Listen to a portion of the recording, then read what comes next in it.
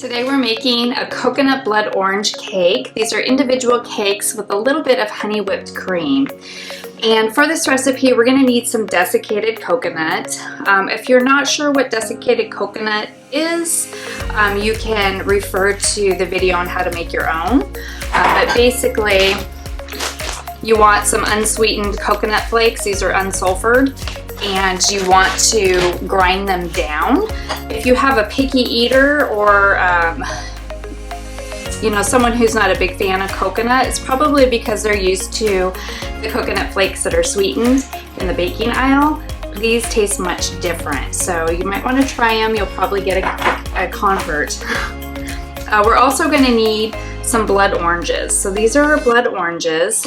They are available at certain times of the year depending on where you live. We don't always have them where we're at, but they're beautiful. You want to make sure that you have something down to protect your counters because they are blood red. Here's some that I've already squeezed, and they do tend to stain, but they are so pretty.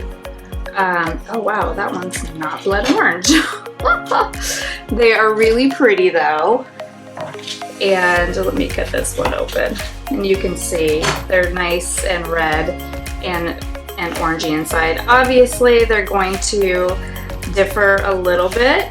This is the only one out of the entire bag of blood oranges that we got that was actually not much red in there. So anyway, these are what they look like, and you want to get the juice from them. So I've got a KitchenAid here fitted with a paddle attachment, and I'm going to go ahead and prepare my batter in here. I'm making individual cakes today, so I have these little individual cakes that I'm going to line with parchment, and I just made my own parchment by folding these 6-inch rounds, figuring out where the center is, and then just cutting them down to size. Alternatively, you could use a sheet of parchment, just lay this down, draw a circle around it, and then cut inside the circle. We are going to add to our bowl here some sugar. So I've got some granulated sugar. And then I'm also going to add to this my butter. So I've got some butter here. I'm also going to add to this some zest. So you just want to be careful to avoid the pith. So I've got my sugar in here, my butter, and I'm just adding some zest from our blood oranges. And again, you could use regular oranges for this too. That looks pretty good. Okay, my paddle attachment back on. And I'm gonna go ahead and cream this until it's light and fluffy. Now we're not quite at our creamy consistency, but I do wanna add a little bit of vanilla bean paste. So I'm gonna add a little bit of vanilla bean paste to this and then continue whipping. Okay, our sugar and butter and vanilla bean paste is nice and fluffy. Got some blood orange zest in there as well. And so the next thing I'm gonna do is I'm going to add my eggs one at a time, and I'll beat in between and let them get incorporated and scrape, and then just keep going.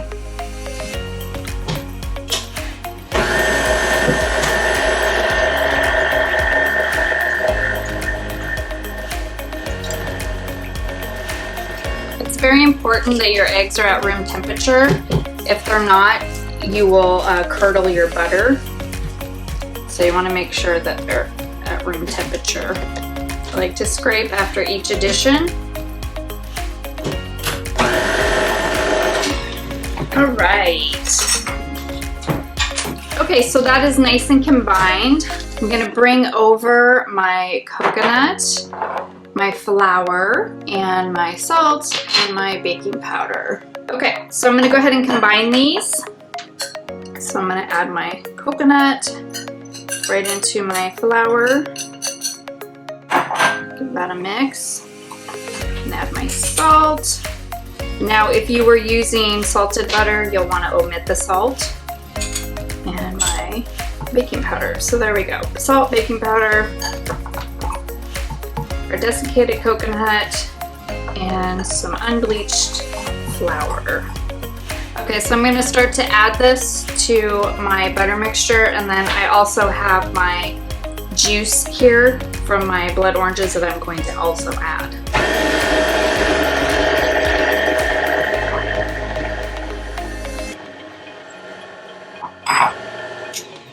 I'm going to stop and scrape, make sure everything is incorporated, and then I'll start to add my blood orange juice.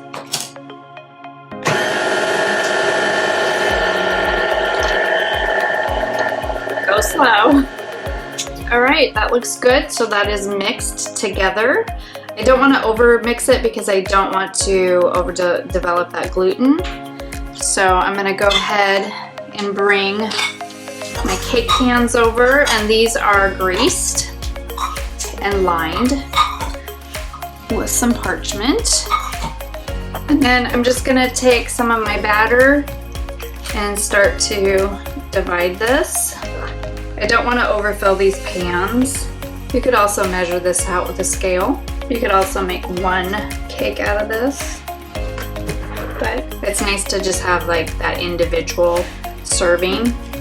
So then I'm going to kind of give this a twirl.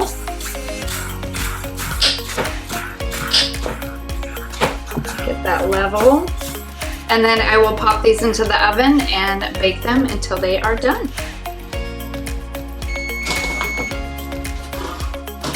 So we just took these out of the oven and we want them to cool. But I just want to show you, you can see they're starting to pull away from the side walls. So that means that they are done. Also inserted a cake tester just to make sure that they were done on the inside. And we're just going to let these cool down. They need to cool all the way down before we can add any of our delicious whipped honey cream. So I did have a little bit of batter left that I made myself a little tester. So I actually did it in a little springform pan.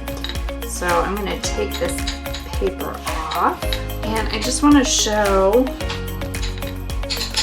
how nice and moist this is. It's got a really nice crumb. You can see a little bit of the orange peel in there. And it's not super crumbly. So you would think that it would be really crumbly with that coconut in there, but it's not. It's nice and moist. It's delicious. You can taste the orange, and you can see it's lightened up quite a bit. So it's not super orangey in color. Delicious. I want to show you how I invert these onto my baking cooling rack here. So I've got a parchment round that I just lay down. And you might say, oh, well, why can't you put it on top? Well, it'll curl up because this is very warm still. And then I just grab the edge of the cake pan and then put my towel underneath. And then that way I can just invert it right onto the cookie sheet or the cooling rack, and then I'll just give it a tap, and that's it. I'll just let that cool, and then once they're nice and cool, I will be ready to decorate them. So I have a serving platter here, and I have an individual tray here, so you can make these up however you would like. But I've got my cakes here, and they are all nice and cooled, and I want to just show you how to ice them. So I just peeled off the back, and you'll see there's some sticky left here, so that's what I'm going to kind of use as my glue, is the top. The top of the cake is now the bottom of my cake, so I'm going to just go ahead and center that. And I just took a knife and I cut these in half, so this will make a really nice single serve. And then I'm just going to take my pastry bag, and I'm just going to come through and put a little bit of this just in the center. Put my lid on, push that down a little bit, and then I'm going to do just a couple dollops here on top, and then I will bring my orange wedges over and just use that little dollop to put in my orange pieces, just like so. And then you can come through and fill the center in, and that's it. So I have a delicious, quick and easy dessert, so enjoy.